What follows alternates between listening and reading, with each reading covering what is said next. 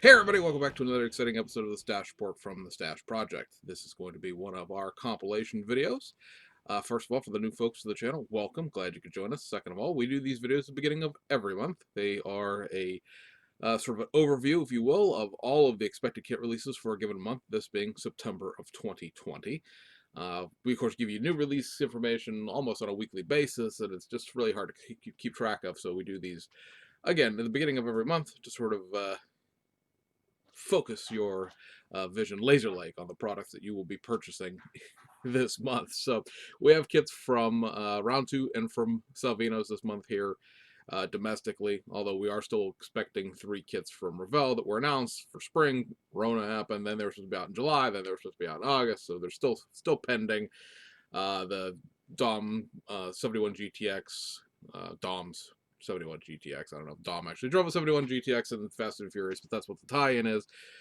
The 62 Impala 3-in-1 and the reissue of the 78 El Camino. So those 3 kits are still out there floating around on a boat from somewhere in China, I would imagine. Being that they're continuing to not show up. And then overseas, we got Hasegawa kits. You have Aoshima kits. So here domestically, Salvino's September kit is going to be the 1992 Pontiac Grand Prix as liveried into the Richard Petty Farewell Tour. So this is another one of those 124 scale monogram tools that they picked up from Atlantis, who picked them up from Blitz when Blitz sold a bunch of the scratch and dent. We're never going to use it again. U.S.-based tooling that was stored at Elk Grove. So you know what you're getting there as far as the model kit goes. If you built NASCAR kits in the 1990s, if you've built any of the monogram-based Salvino kits that they've done in the last 9 months, 12 months, so you get the base idea what you're going to get there. There's really not a heck of a lot more to say about those. The last time I think the 92 Grand Prix was popped was in the mid 1990s or so, because of course Pontiac ceased to exist there after a while.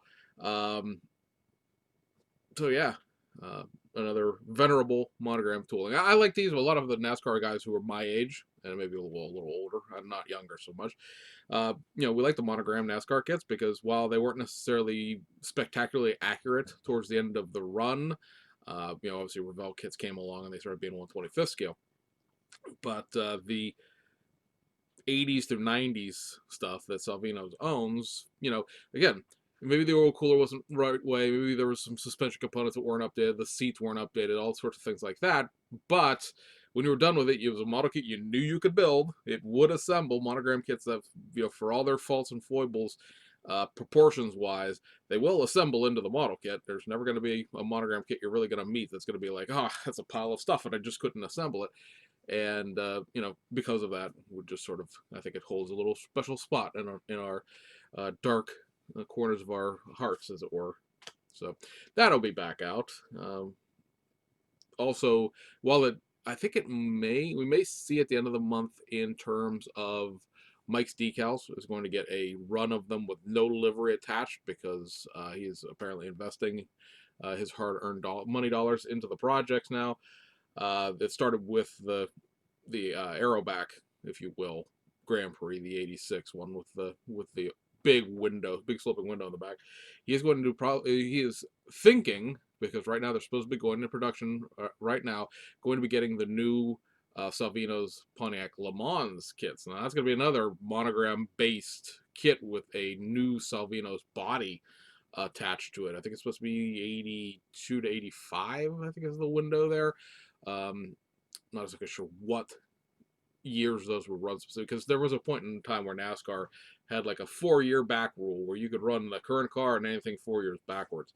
And I think the early 1980s still had a little bit of that in play because you could see some people in the mid 1980s running early 1980s body style cars, even though the mid 1980s GM cars were all the Aero deck.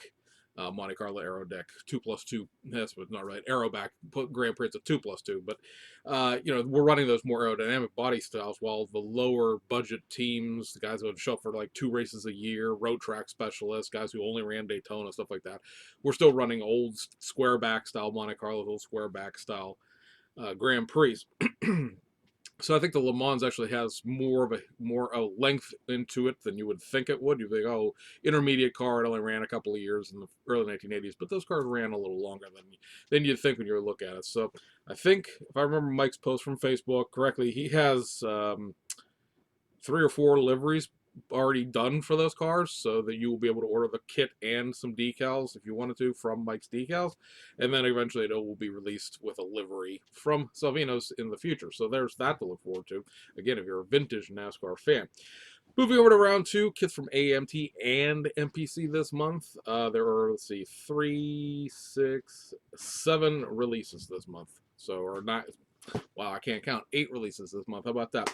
So MPC first, they're going to reissue their 1934 Ford modified Slammer. So this is a asphalt modified. Looks like the last time this was out was in the mid 2000s. It got one of those hobby, the Rectus show, the Chicago Hobby Show exclusives. There was also a release of it in the RC2 era as well. So it's 2000, 2005, somewhere in there. There's 2 releases real close together. And then it goes back into the 1970s when the kit was done originally. So that's coming back out. The Milk Trike is being released this month. So that's the 4th of 6 of the Trick Trikes. It's going to have its clear parts molded in 3 colors again, just like the Taco Trike or the Tiki Trike.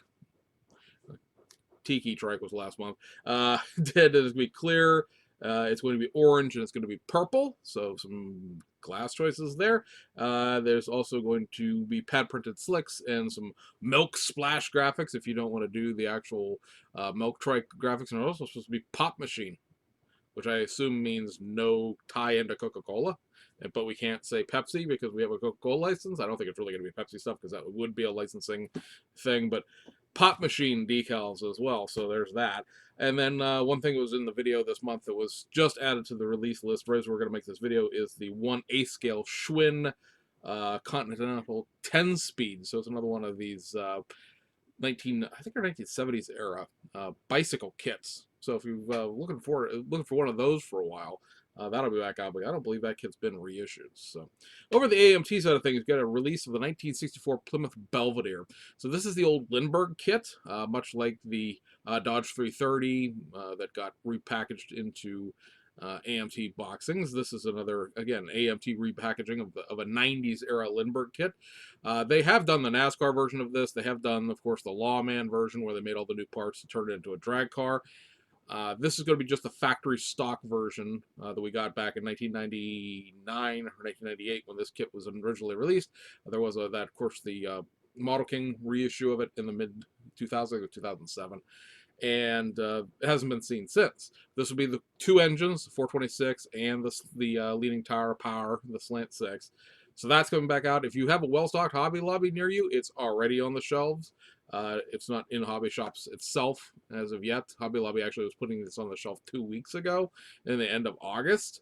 So, yeah, I'm not sure if that was an on-purposement or an accident necessarily, but Hobby Lobby, that's a discussion for another video. We'll get into it some other day. But anyway, 1/16 scale 57 Ford T-Bird making a comeback. So it's been a little while since this kit's been released as well. Joins in with the 16 scale Nomad and other 1/16 scale kits that they've released recently. Reissue of this 1965 Ford Galaxy in the Jolly Green Gasser version. So this is a throwback to the olden days in terms of this box art and this release. It is molded in green, which I know will annoy people to no end, but hey, again, vintage nostalgia, you got to remember what you're remembering here. It was molded in green originally, so you don't remember that, do you? No, you don't, but it was. So that's coming back out. 3-in-1. It's basically the same 3-in-1 65 Ford Galaxy, I believe, that it has been the last couple of reissues. So you kind of know what you're getting there, but at the same time, box art aficionados, I know we're very excited about this because it's a picture of a real car with a green giant's hand on it, right, going vroom vroom. Because I mean that's what we all do, right? We vroom vroom on the floor. Reissue of the 69 Ford Torino Cobra. My should have looked up when the last time this was reissued. I cannot remember if it was there's a Racing Champions era in here, but I know there was an Ertl era release of that kit. tooling goes back into the 1960s. Does not appear like there'll be anything new to it. Appears as just a carry through, if you will, with the addition of new decals, pad printed tires in it as well. And then lastly, from the AMT pile is a reissue of the 1995 Mitsubishi Eclipse. And we're sitting there going, Mitsubishi, AMT had an Eclipse? Yeah, yeah, yeah. We don't talk about these kids very much. There's a part of a series of 125th scale tuners that were done for the Fast and the Furious Tokyo Drift series back in the 2000s by Racing Champions. I would be really interested, let's put it that way, in a base factory stock Mitsubishi Eclipse kit. I have a little bit of an attachment to these cars from when I was in high school. All of the Mitsubishi Eclipse kits are Fast and the Furious things with all of the body parts welded to the body from out of the mold. I would love to have a factory stock one or something approaching factory stock. I'll take a day 2 tuner where it has some parts and some wheels added to it at this point. These kits don't have roofs. they're Targas. I don't think actually the Eclipse is a Targa top in this release, but the Supra that that AMT did is a Targa top. It's just they didn't sell well. They were disappointing kits.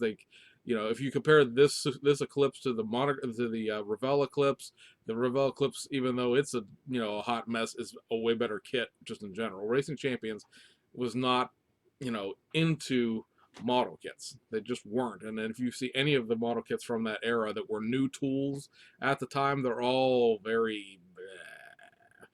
Subject choices are blah. The execution of the kits are blah. It's part of the time when the tooling and kits were being manufactured in Mexico, and that was blah. And it's just, I don't understand. I realize the tooling exists, so we're going to rerun it, kind of thing. And they're going to rerun almost all of that Fast and the Furious tool. I'll run all those Fast and Furious kits. These kits at a hobby show are like $5. People cannot get rid of them. They didn't sell back in the day. They still don't sell right now. I have no idea what the point of putting them back on the shelves are, other than to get like suckers who are gonna be like, oh look, an Eclipse. Now these don't have any Fast and the Furious tie-ins, so they've had new decals done for them. So we're not even gonna pay the licensing to release them. Which is funny because Revell actually, has paid for some Fast and the Furious licensing in the not too, currently right now. Heck, the Dom 71 Plymouth GTX, whether or not that's a car from the movie or not, or what movie it's from, because I've stopped watching the Fast and the Furious series after a while. They still have an active Fast and the Furious license, so clearly you can get one. Even if you've gone bankrupt and are a barely functional company, you can get one. But Round 2 was like, nah. Which is funny because Round 2 has all of these tie-ins to the movies and collectibles, and I hope they didn't make too many of them. That's all I can say. I don't actively discourage you guys from buying model kits, and I won't tell you not to buy one of those. I'm just saying I wouldn't. So there's that. There's a lot of things where a lot of these kits that they get reissued that are like, if I found one cheap enough, I'd buy one. I don't actually hate domestic kits or cars that are made in America. I just, have other things that have my interest, and a lot of it right now is multimedia resin stuff, and that's expensive. And if I'm going to spend my money on stuff, it's going to be the stuff that I want, not the stuff that's like, if I find that on clearance, I get one. So, but that Eclipse as the import car guy, I don't know.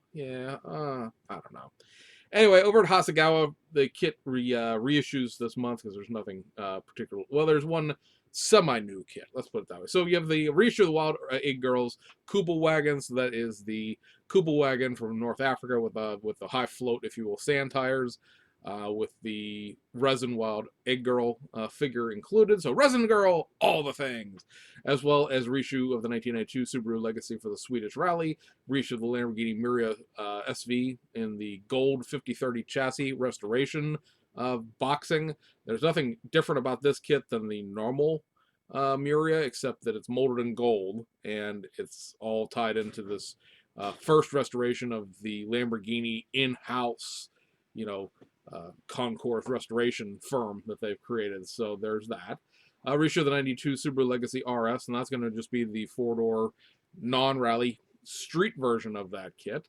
Reissue of the 1980 Lancia Stratos for the San Remo Rally, finished 5th in that rally. That is a new set of decals and an existing kit. Reissue of the 1990 Porsche 962C in the Omron livery for the Japanese sports car prototype series. I'm not sure if that's a reissue, if those are new decals. I didn't actually bother to go look. Reissue of the 91 Nissan R90 VP Italia for the JSPC as well. Now, this kit, as it stands, is going to be a new set of decals thrown into the R89 curbside kit, which is not what an R90 VP is. There are a number of differences, some of which they could do with decals in terms of the fact like there's engine breathers for the engine on the engine cover that don't exist on an R89. You could replicate those, perhaps not like spectacularly, but replicate them for a shelf model, if you will, with decals. But there's other things with this kit. It's one of those things like their Lancia, Japanese Grand Touring Champion car, the 037, and a few other things where like they give you the foundations of what this is, and it's going to be up to the modeler to actually go through with all of the fixes required to make the contents of the box match what the actual real one-to-one race car were.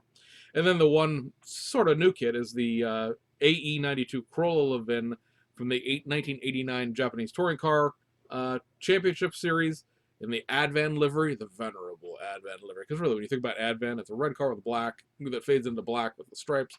Everybody knows what the Advan livery is, I think, in one way or another. Even if you've never built a race car, you've seen an Advan livery, you've seen an Advan race car. There's an Advan version of the Liberty Walk GTRs. There's an Advan version of a bunch of stuff, actually. But that is the brand new tool, AE92 Corolla Levin, that was just released last month by Hasegawa and turned into a race car. So all new racing interior pieces, some racing suspension pieces. It was kind of a, why are they doing this kind of move? Because of course BMAX, Nunu already have a 92 Japanese touring car, but apparently in 88 and 89 there are some differences. 89's most prominent ones to me, looking just glancing at the pictures, are the fuel fillers in a completely different place. So they've made their own, and we'll see how that War of the Roses, if you will, works out. There is, that, of course, a new version of the A92 coming for the 89 24 Hours of Spa, which does use an 88 body style car, so technically correct. But yeah, we'll be interested to see what Hasegawa does with that and how well it sells, seeing that there's already one out there. Remains to be seen, I guess. Over at Aoshima, just a whole bunch of reissues here. The only two things that are really interesting are the wheel sets this month in terms of being new. So reissue of the 71 C10 Skyline GTR, reissue of the 74 C110 Skyline GTX, reissue of the 81 C210 Skyline 2000 GT, reissue of the 86 Nissan Leopard 3.0 Ultima, reissue of the 87 Nissan Cedric Gloria Y31s, reissue of the 91 Nissan Safari. Hey, it's Nissan month. Whee! Reissue of the Nissan R34 GTR in the Mines livery, always my favorite R34 tuner. And a reissue of the Rally Art Mitsubishi Evo 10, which will always stop, pause, and remind you is the only Evo 10 that Aoshima made that has the left-hand drive components in it. So no matter what Evo 10 you might want to do, you need to pick one of these up for the left-hand drive parts, if nothing else.